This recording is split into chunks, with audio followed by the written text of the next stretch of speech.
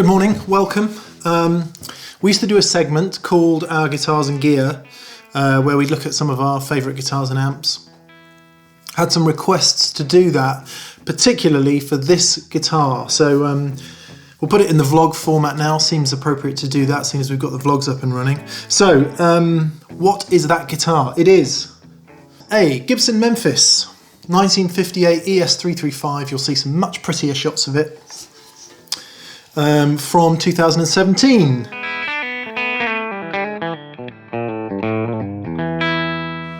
I got this guitar in November 2017, I think it was, maybe December.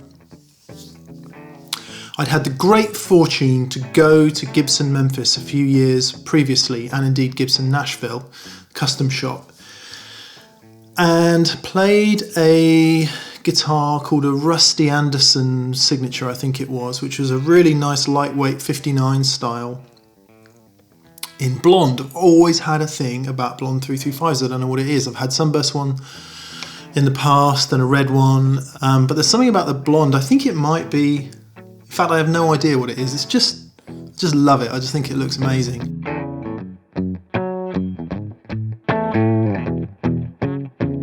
So I really wanted this guitar, and I just couldn't get the money together at the time, so it didn't really happen. Anyway, a couple years pass, and they announced this 58 reissue, and the thing that really appealed to me about the 58 reissue was no fingerboard binding. I think, being a predominantly a Fender player, fingerboard binding is not something that feels absolutely at home to me. So in the very first few months of production in 1958 of the ES-335, 335, the very first few had no fingerboard binding.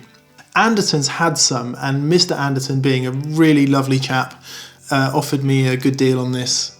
I went up to Anderton's and I tried two. There was literally nothing to choose between them. One thing I would say about the Gibson Memphis guitars of the time is that pretty much every one I played was a really appealing instrument. I think that facility is no more, but they've shipped everything over to Nashville, so hopefully all the good stuff that was a part of that place remains. You know, the laminates, they make their own laminates, the three-piece maple, poplar maple, pressed down with the original machines that they used to have years and years ago. It's just, you know, it's a piece of rock and roll history and I really love it. Anyway, Lee was kind enough to do us a great deal. And yeah, we added it to the TPS arsenal, given that we kind of needed a thin line semi, and really that is the thin line semi. It's that seminal design. I have heard it said by other people that it was the design that Ted McCarthy was most proud of, because the real guitarists really wanted to play it, or the studio guys. It took them a little longer to get into solid bodies because they were used to arch tops.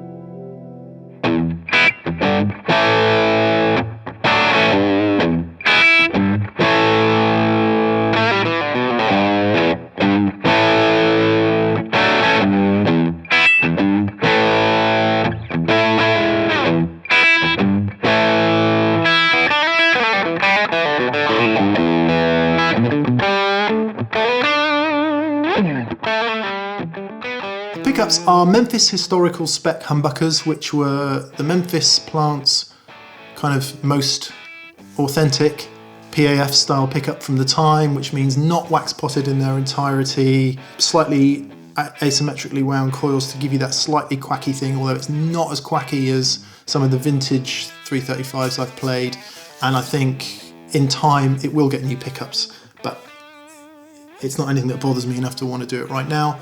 I assume it's 50s wiring, I don't know. It certainly sounds responsive enough to be 50s wiring. Don't have another one here to compare it to, but I assume it is. I hope it is, given that it's a reissue. I guess I should be more bothered about that kind of stuff, but when you pick up a guitar and it plays great and it feels great and it returns the kind of sounds that you expect of it, then I feel less inclined to go tinkering. So yeah, it works great.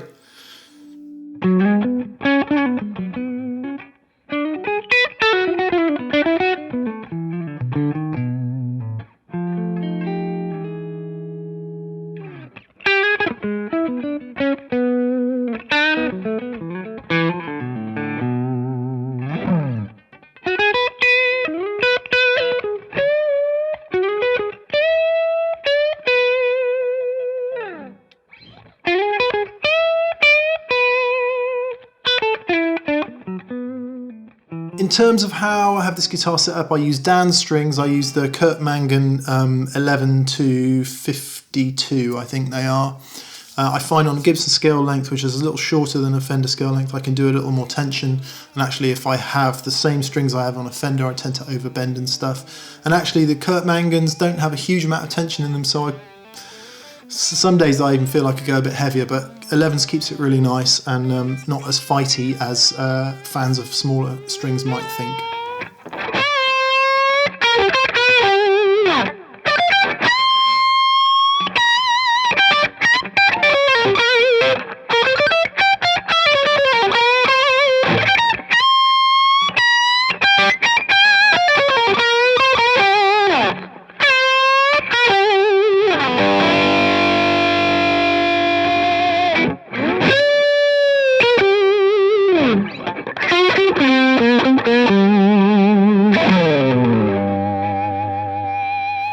To admit, with all the bad, I think it would be fair to say that with all the bad feeling around Gibson a few months back, with that ill-advised authentic video that went out, sorry Mark, but it was ill-advised, I didn't want to play the guitar for a minute because I felt so alienated by the brand, this brand that we're all so emotionally invested in. And I think it's really important to reflect on that. You know, we are all anyone who loves rock and roll is a stakeholder in Gibson, because Gibson is part of rock and roll just as it is Fender. So I think a lot of that bad feeling was about, you know, feeling personally affronted and attacked for a corporate decision which felt so un-rock and roll. Anyway, I don't know, maybe you shouldn't dwell on that, but you cannot take away the history of this guitar and all the fantastic music that was made on it. So I did think about selling it for a minute there, not just because of that whole brand weirdness, but also because I'm so focused on Strats that playing anything else puts me in a slightly uncomfortable place. Now that is a good thing. So it would be crazy to sell it. If you're going to own 4 guitars in life, you may as well have a Strat, Telly, a Les Paul, and a 335. Oh, and maybe an SG. Maybe a Gretsch. And also a Martin D28. Probably some sort of offset. Maybe an Explorer or a V.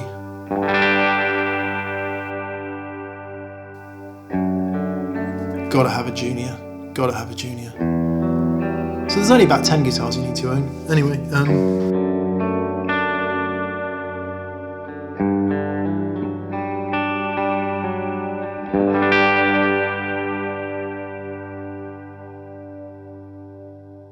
it's a great foil for the Strat, and it puts me in a completely different headspace, which I guess is what you want from owning more than one guitar. You don't want to just play the same stuff on every guitar. You want for that guitar to kind of bring something out of you that the other guitar doesn't. On occasion, this guitar does that, even though, you know, cut my heart open and there's pictures of Strats in there. But yeah, cool. Gibson Memphis 1958 ES-335 from 2017. Thanks for watching. Please subscribe, hit the bell, do all those other things. Follow us on various social media channels, visit our store, do all those things. We'd be very grateful. Okay, thanks for your time. See you again soon.